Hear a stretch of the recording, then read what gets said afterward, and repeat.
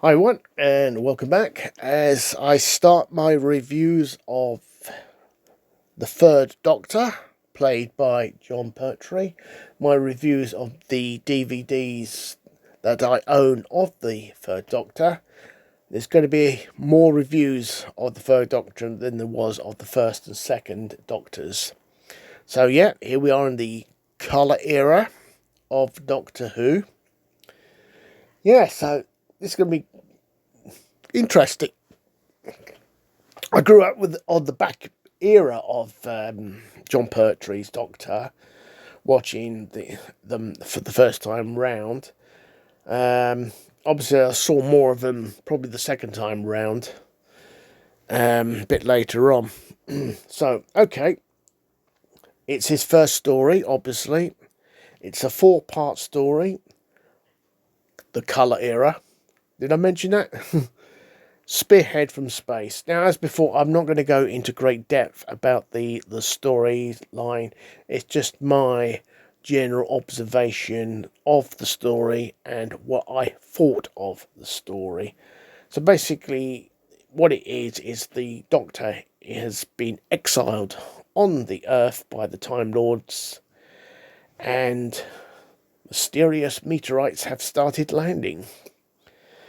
Of course, this is the era where we're going to see a lot more of Alistair Gordon, Lethbridge Stewart, and Unit, obviously, because the Doctor is stranded on Earth.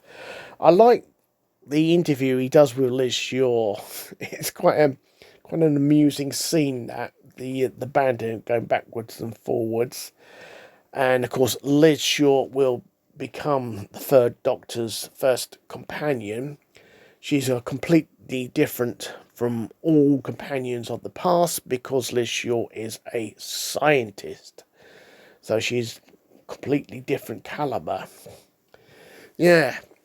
So anyway, the Third Doctor is taken to the hospital. We get a load of shenanigans in the hospital, and eventually he gets out of the hospital by borrowing some clothes and a vintage car, and with the help of his device in his watch, leads him to Alistair, Liz, and of course his TARDIS.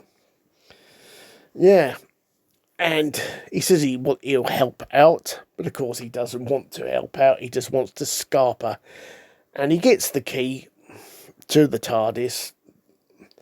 And I like that scene where it's making a funny noise when he's inside, then suddenly all this smoke comes out the doorway, and the Doctor steps out and sort of coughing, sort of, that embarrassed look on his face.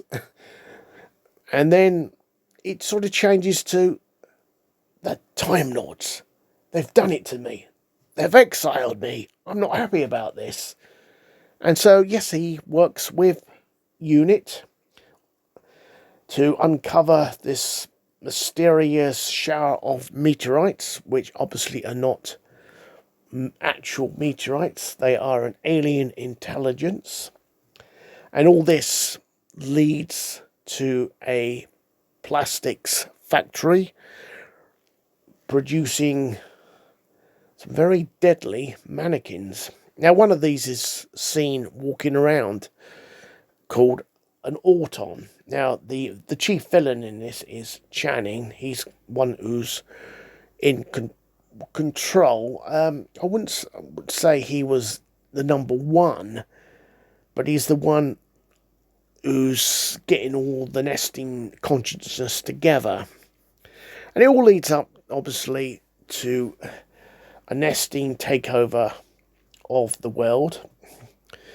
So Auton dummies start springing to life in episode 4.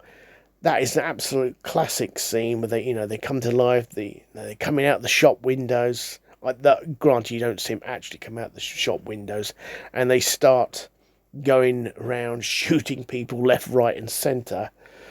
That is an absolute classic scene, no doubt about it. That is a great classic scene in the very first story of John Pertwee's era as the Doctor.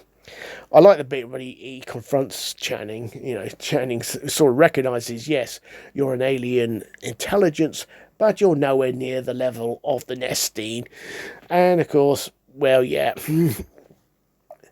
the Doctor saves the day, obviously. And of course, right at the end of the story, he introduces himself as John Smith. Yeah, so it's a 4-part story. It's John Pertwee's first outing as the Doctor. Episodes 1 and 2 were a little bit slow-ish. I wouldn't say completely sluggish, because there was enough going on to keep these stories rolling forward into episodes 3 and 4. There's definitely some weird stuff that was going on which I couldn't make sense of. In episodes 1 and 2, Channing tries to abduct the Doctor when he's in the hospital. Why? Because this is not explained. It doesn't make any sense.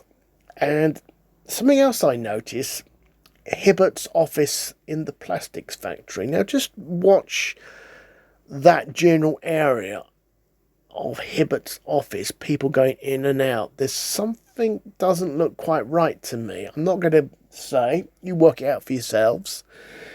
It made me laugh watching them use trim phones.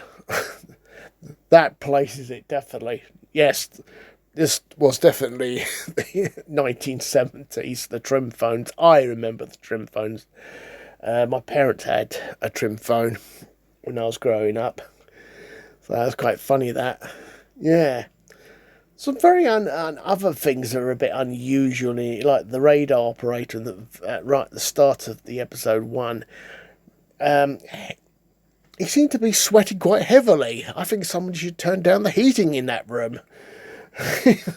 Yeah. Apart from these peculiar oddities, overall, Spearhead from Space was a very good story. I thoroughly enjoyed it. I think it was definitely perfect as a 4-parter. No doubt about it. And on that note, I'll see you in due course on my next review. Have a great day, everyone. Goodbye.